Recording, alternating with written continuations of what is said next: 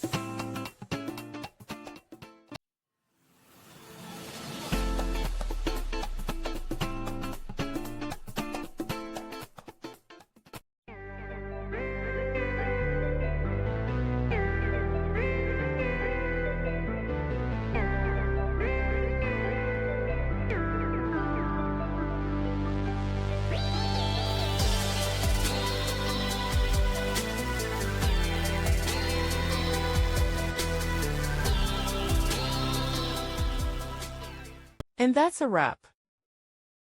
I hope you found the answer you were looking for. If you did, take a second to hit that subscribe button. It really helps out. And let me know in the comments which solution worked best for you. See you next time in the debug zone.